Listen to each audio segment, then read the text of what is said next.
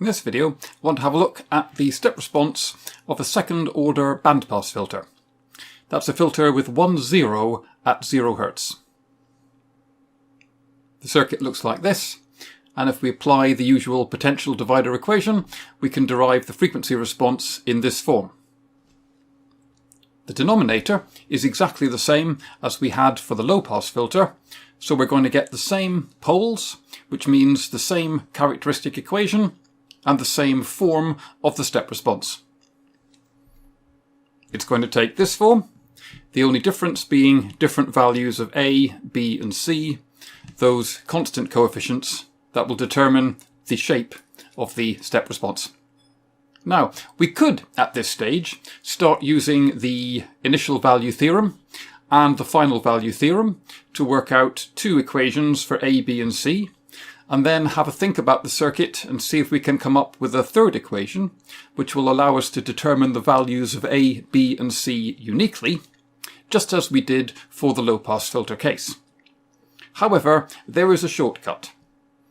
And rather than go through all the similar derivation steps again, I thought we'd just use the shortcut.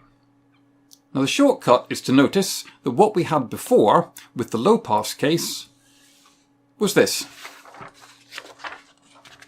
The output voltage, the step response, is the voltage across the capacitor. But the voltage across the capacitor is related to the current flowing in the circuit by I equals C d dt of the voltage across the capacitor, but in this case that's just x of t.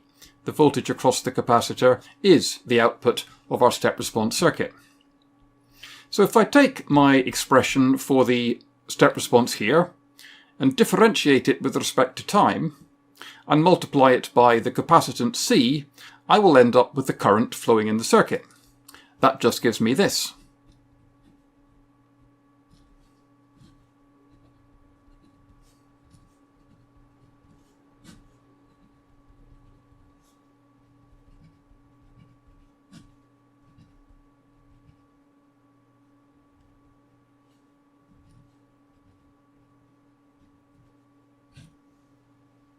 And I can simplify this to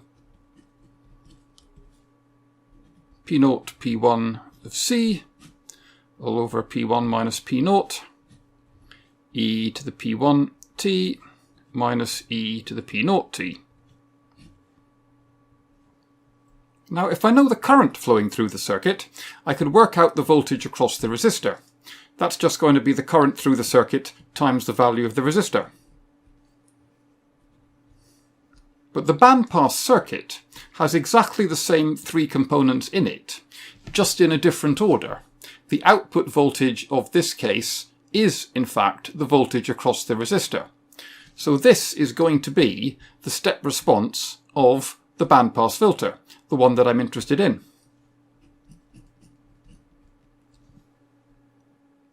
All I have to do to finish the derivation is to express C and R in terms of the poles of the frequency response. And I can do that by thinking back to expressing the denominator in this form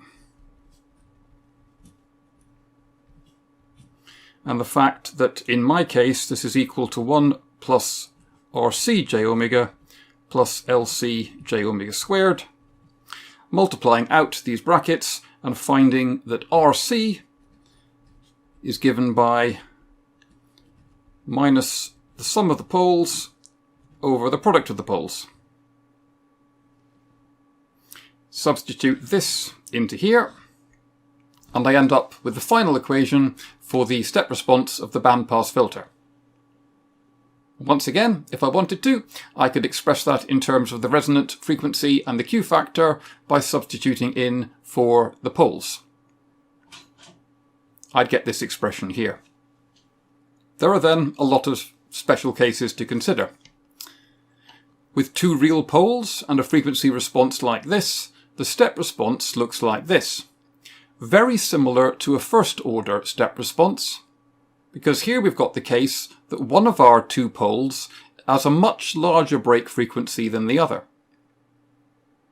And if we assume that P1 is much, much greater in magnitude than P0, then we could approximate this term here just as 1. This term here would decay very, very quickly because P1 is so much faster than P0. So we're going to get a step response which, to a very good approximation, would be given by e to the power of P0t, where P0 is the smaller pole, the pole with the smaller break frequency. For complex poles, we end up with ringing. The initial and the final value are now 0, but you can get ringing in between those two values.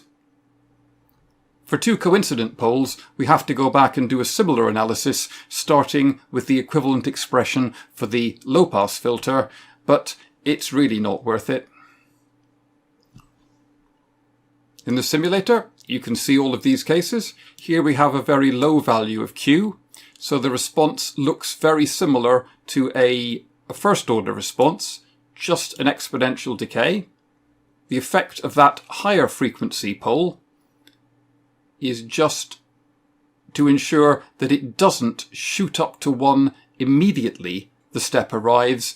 There is a ramp up before it starts to decay. But for most times of interest, the step response is dominated by the decay due to that slower pole.